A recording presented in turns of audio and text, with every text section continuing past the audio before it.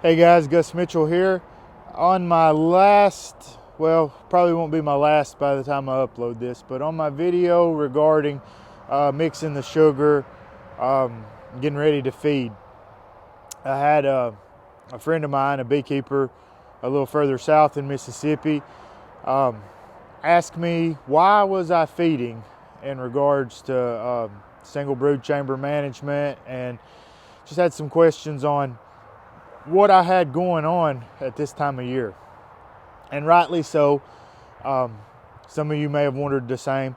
This is not typically a time of year that I feed.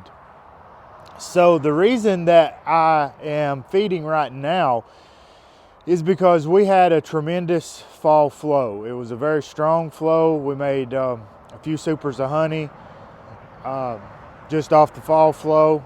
The bees packed out the brood chamber pretty good, and really constricted brood rearing.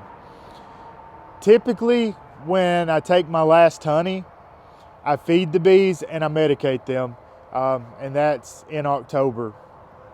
I want them making winter bees and having the room to make winter bees. That's why I didn't feed at that time. I felt like that the brood nest was already too congested with fall honey. Not quite enough to make it through winter, but not enough space that I wanted to jeopardize that with feed, because they would have took that feed and they would have completely shut down brood rearing.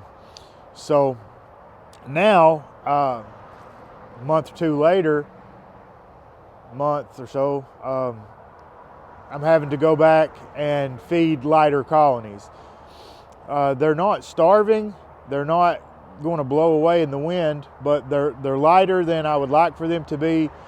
We're fixing to get into our rainy season. It's really rainy, wet winters here, and it's going to be difficult to get into the bee yards. So the reason, that's the reason I'm feeding right now.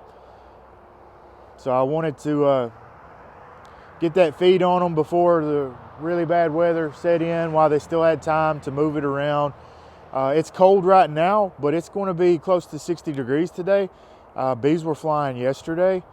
So it's a good time for me to put that feed on. It's a little bit of an unusual year for me in that regard, but we just got to adapt and do what we need to do for the bees. So it was a great question from him. And I wanted to address that for the rest of y'all in case anybody else was wondering, and if you weren't, it's a good thing to know about and understand why I would do it at this point in the year. So hopefully you guys get something out of that. This will just be a really short video clip explaining some different management for feeding and single brood chamber management.